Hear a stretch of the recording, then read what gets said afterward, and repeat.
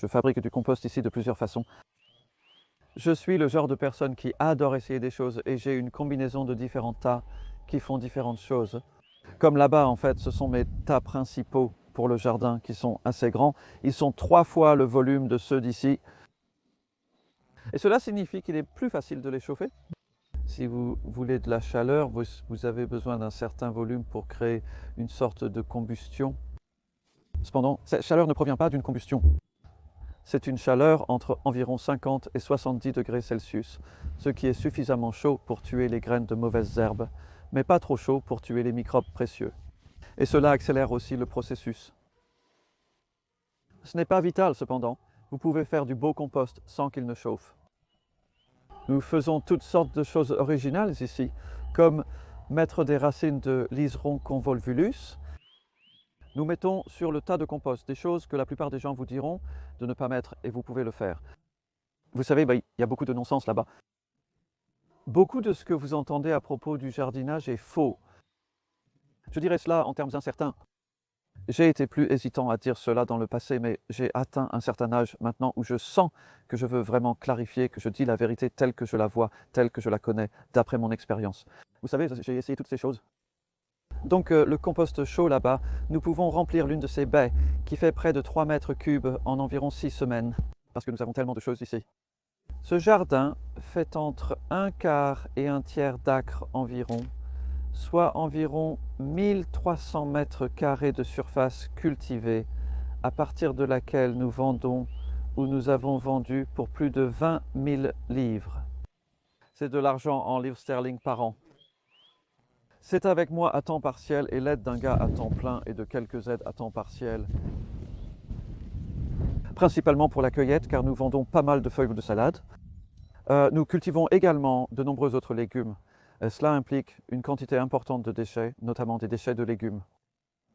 Nous laissons les racines dans les lits en débarrassant les plantes, mais il y a beaucoup de feuilles. Nous tondons aussi de l'herbe.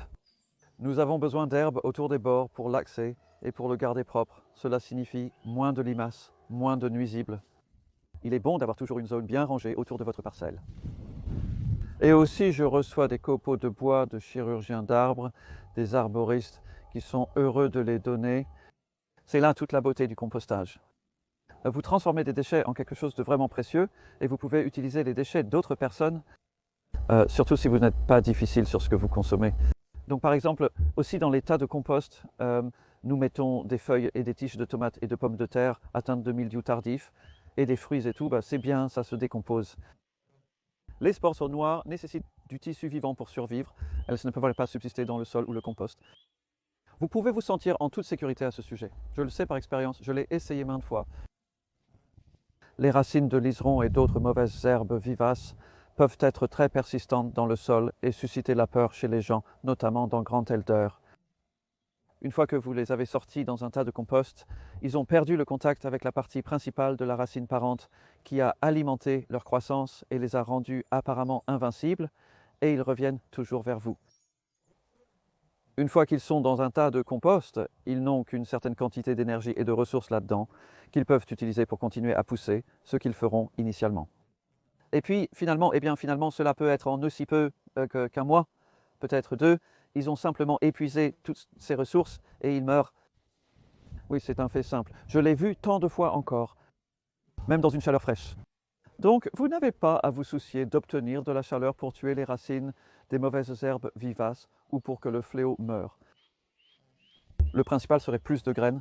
Si vous mettez beaucoup de graines de mauvaises herbes ou même de fleurs dans un tas de compost et qu'ils ne chauffent pas, elles survivront et ensuite elles pousseront lorsque vous les répandrez. Mais comme ils sont en haut et que le compost est vraiment doux, vous pouvez facilement passer une binette ou un râteau à travers cette surface. C'est un travail très agréable. Et vous ne creusez pas, vous chatouillez juste la surface. Le secret pour traiter les mauvaises herbes poussant à partir de graines est de les biner avant de les voir, ce qui n'a en réalité pas vraiment de sens. Mais il veut dire que vous les attrapez très jeunes. Si vous perturbez la surface où vous avez répandu votre compost au début du printemps, des milliers de semis de mauvaises herbes peuvent pousser. Il suffit de les chatouiller et de les perturber suffisamment un jour sec de début mars avec du soleil et un peu de vent. La surface sèche vite, les mauvaises herbes meurent avant même que vous deviez vous en inquiéter. Ainsi, vous vous épargnez beaucoup de travail et c'est en fait la clé d'un bon jardinage. C'est un peu de connaissances suffisantes, un peu de compétences pour que vous puissiez faire le travail correctement et savoir suffisamment pour que vous puissiez faire ces tâches au meilleur moment. Le timing compte beaucoup et vous savez, vous pouvez apprendre cela. Cherchez-le. Je propose beaucoup de ressources en ligne gratuites sur mon site web. Vous pouvez aussi acheter des cours, des vidéos et d'autres ressources similaires. Alors, renseignez-vous, vous savez, et ne croyez pas tout ce que vous voyez ou lisez. Pour faire du compost chaud, je suggère un volume minimum. Et c'est une manière si simple de le faire où nous avons juste pris 4 palettes, enlevé les fonds en fait, juste pour faciliter l'accès, mais vous pouvez garder les fonds si vous le souhaitez. Dans de nombreux domaines, il n'y a pas de bien ou de mal, tout dépend de votre approche. Les bâtiments ne sont pas fixés au sol, sans poteaux au coin. Ils sont simplement posés ici, sur un terrain qui était très envahi par les mauvaises herbes. Il y a 6 mois, il y avait de la chiandane ici, il y avait des orties, il y avait du liseron. Eh bien, il y a toujours un peu de liseron. Du lierre que j'ai arraché et des ronces que nous avons déterrées. Pour les racines ligneuses, enlever la tige principale, pas toutes les racines, afin qu'elles ne repoussent pas, comme le lierre que nous arrachons. Et puis, nous avons un peu de carton autour du bord. C'est pour contrôler ces mauvaises herbes. Il n'y a pas de carton sous les tas, car les tas servent de paillis. Voici comment fonctionne le système. Nous remplissons d'abord celui-ci.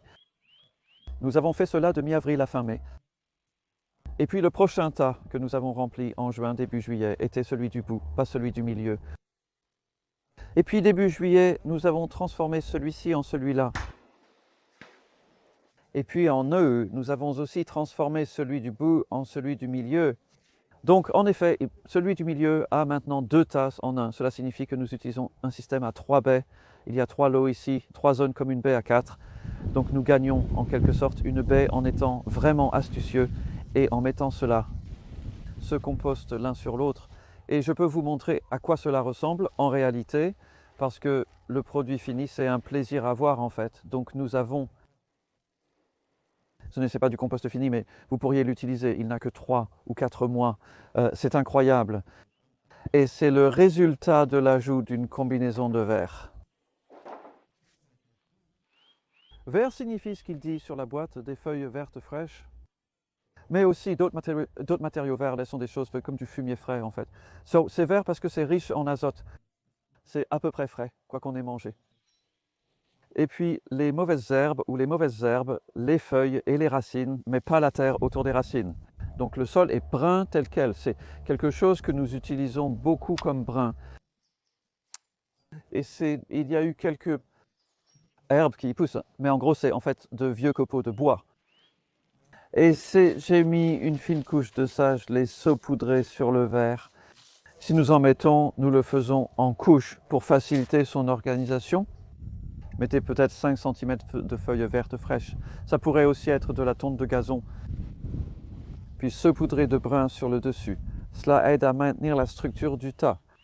Cela aide à équilibrer le carbone et l'azote.